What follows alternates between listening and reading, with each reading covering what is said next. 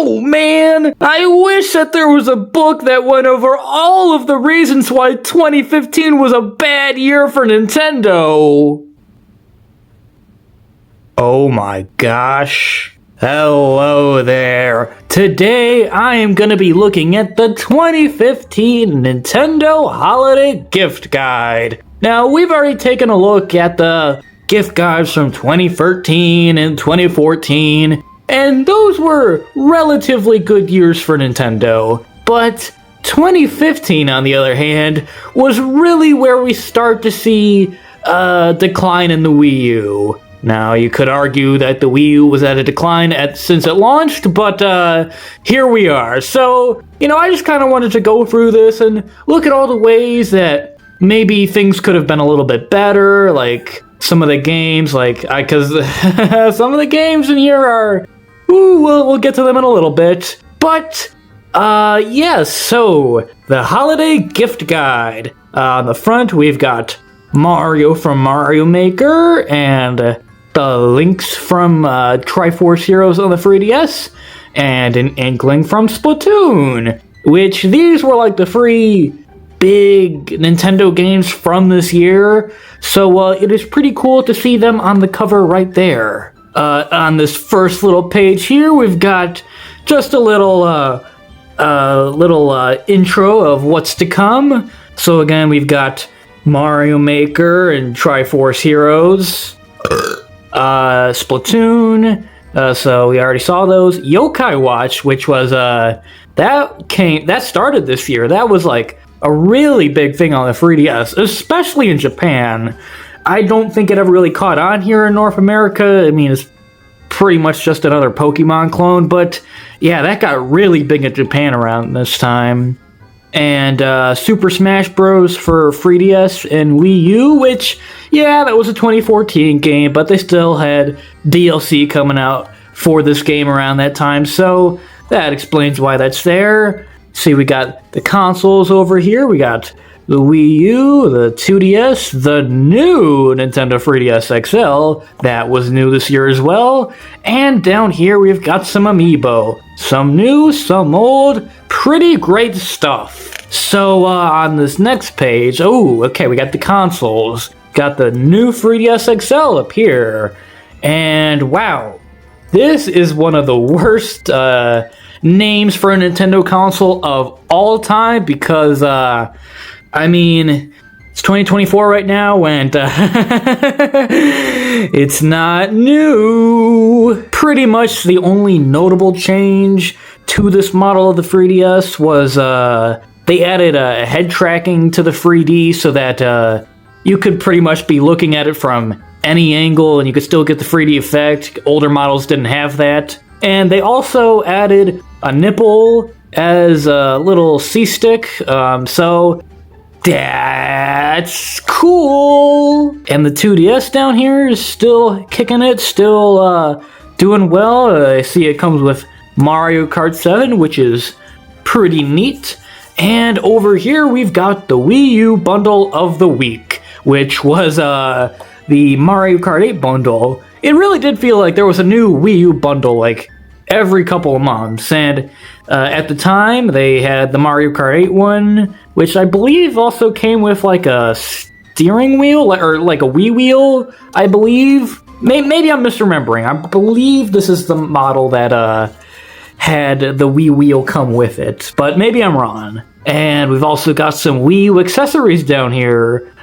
Pro controller, Wii remotes, nunchuck, all good stuff. Okay, the amiibo page. Okay. So before I get into the meat of this page, I just wanted to quickly recap the tale of amiibo, because amiibo in 2015 was an interesting ride. I'll leave it at that. So pretty much what happened was Nintendo was pretty much just doing the Smash Bros. Line for amiibo. They started out in 2014, and gradually through the first half of 2015, they were just doing Smash Bros. That was all they were doing. But, over time, they started to realize, hey, there's only so many characters in Smash Bros. We're gonna run out eventually. So they started doing amiibo for other series, and you can see here we got the Mario line. They started off with Mario, which that was fine, nothing wrong with that. The real problem lies with these guys down here, the Animal Crossing guys. So yeah, that wasn't a very smart idea. So, I mean, I get it. Animal Crossing is popular. You want to make amiibo for it.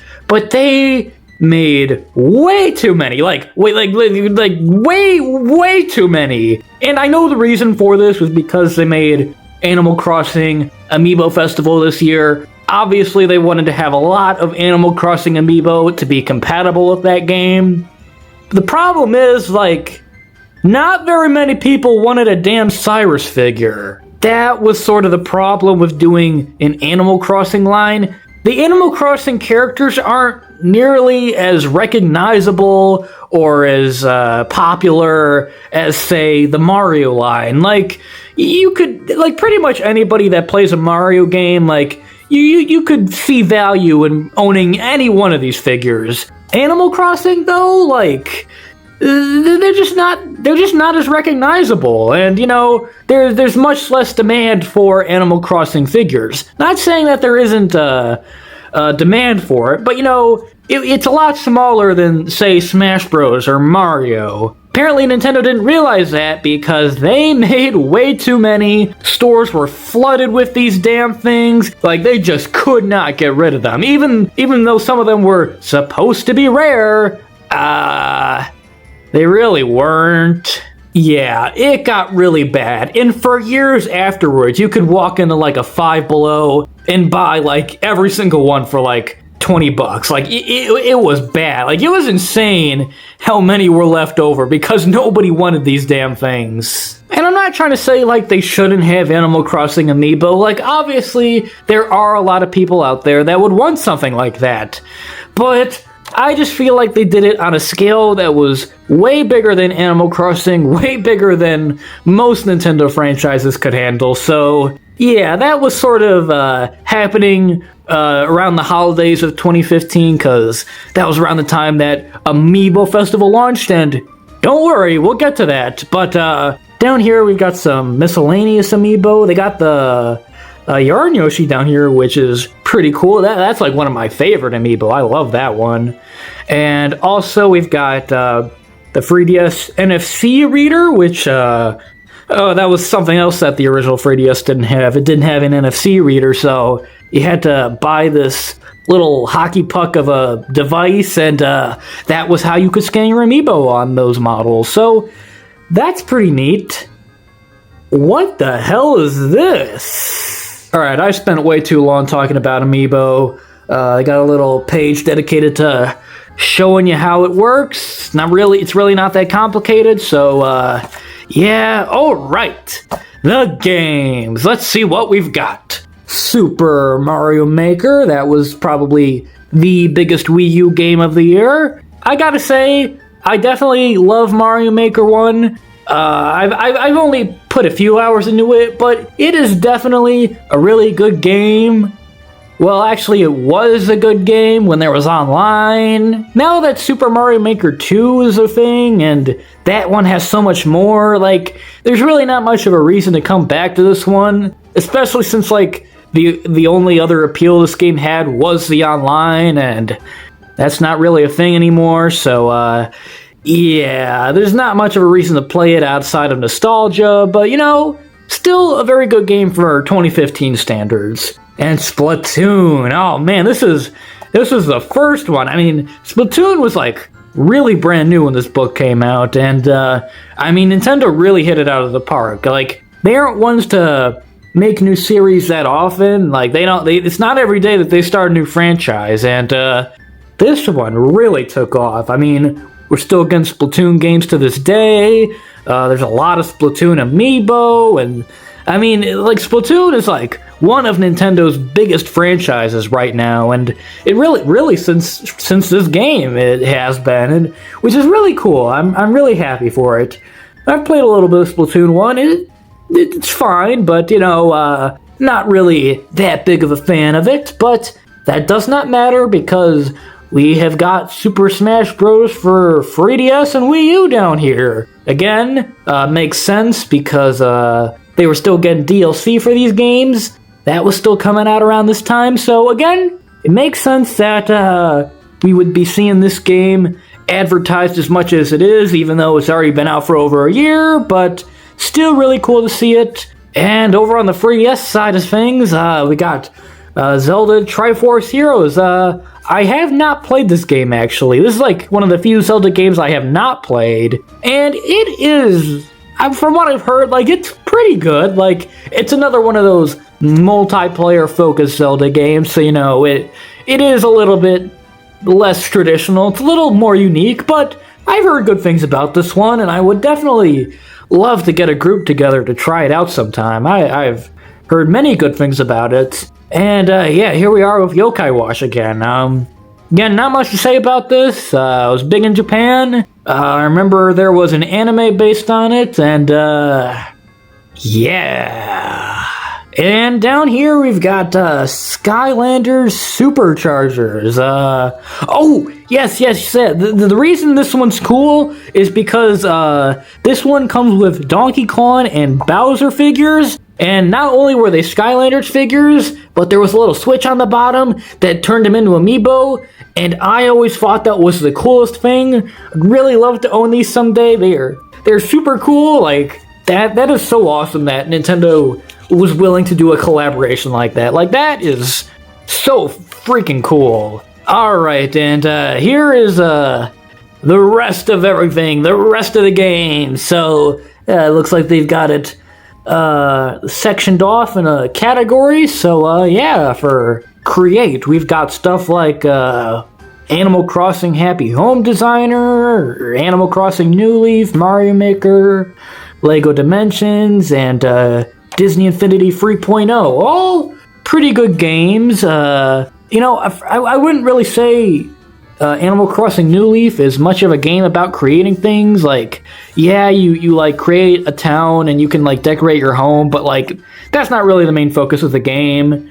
But I mean, I guess you could argue that it is about creating things. I don't know. I'm getting sidetracked. Anyways, the party section. First up is, oh, this is gonna suck. I'm not gonna lie, I don't really want to talk about this game. I've already spent way too long talking about the amiibo. I really don't want to talk about this game because it is bad. Just Dance 2016, it's Just Dance.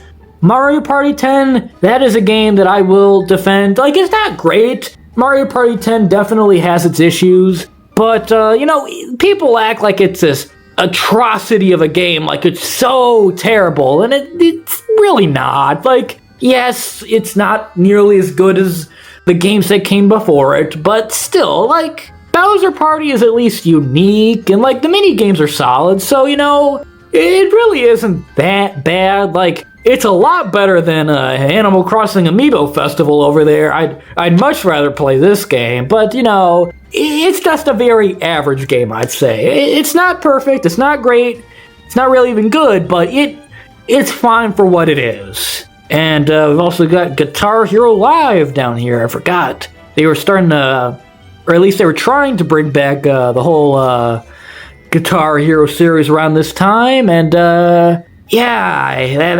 that turned out great for them. That turned out lovely. Alright, and the battle section, we've seen this already, and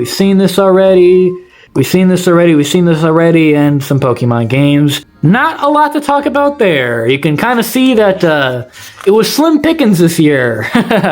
Anyway, Run and Jump. Ooh, Yoshi's Crafted World. I freaking love that game. Yoshi's Crafted World is like one of the best 2D platformers. Like, not just on the Wii U, just like in general. Like, that is a fabulous game. I love that one. And we got New Super Mario Bros. U, and interestingly enough, it's the version that comes with Luigi U included on the disc. So, that's pretty neat. Mario 3D World, no surprise to see that there. And, ooh, Shovel Knight, that's right. That came out this year too on both platforms. Even had an amiibo for it, which was really cool. I've played a little bit of Shovel Knight, and it is one of my favorite indie games. It is It is spectacular. I love that one. Good stuff. Very good stuff. And Splatoon again, Smash Bros. Again, Mario Kart 7. Oh, Mario Tennis Ultra Smash. This is a game that I will not defend, unlike Mario Party 10. You can tell that they were just rushing to get this out for the holidays because it is just not good. There's just no content. It's just very bare bones. There's no modes. It is just boring ass tennis, and like it's fine. It does that well enough, but I don't like it very much. And over here, Be a Hero. I mean, you can pretty much say that about any one of these games, but let's see. Xenoblade Chronicles X, which is fine. Legend of Zelda Majora's Mask over here. That was remade for the 3DS. I remember playing this a lot when that came out. Got the Wind Waker HD down here too, and Triforce Heroes. Lots of Zelda stuff going on around this time. Got Chibi Robo Ziplash. I would say something about this game, except I have not played it. Heard it's pretty bad, like one of Nintendo's worst, but, I haven't played it, so I can't really have much of an opinion on it, so, you win today, Chibi Robo Ziplash, but just you wait, I'm gonna have an opinion on you eventually. Monster Hunter, Pokemon, pretty typical 3DS stuff. Nothing to really say about those. We've got something going on here, I don't even know what that is. And, page dedicated to the eShop. Got the gift cards, nice, and a little blurb about the Smash Bros. DLC. That's pretty cool. And got some cute little renders on the back. And that is it. I know I was kind of ragging on Nintendo for a bit there, and I mean, can you really blame me? Like, this was definitely one of Nintendo's not so great years. Like, it wasn't their lowest point, but we were certainly heading in that direction. And I mean, there was quality stuff this year. There's no denying that. Mario Maker, Splatoon, Woolly World, Triforce Heroes, all good stuff. But then you have, like, the Animal Crossing Amiibo festivals, the Chibi Robo Ziplashes, the Mario Party 10, Mario Tennis Aces, and all that junk. And when you look at it from that angle, like, yeah, this year was a little bit crappy for Nintendo. Good stuff to play, but it was few and far between, and you could definitely tell that the quantity and quality of gains for 3DS, and especially Wii U, was going down fast. Well, it wasn't quite on par with the previous years we've taken a look at. 2015 wasn't as bad as most people thought. Was it great? No. Was it terrible? Absolutely not. And the good thing about having a little bit of an off year meant that there was no way that things could get any worse.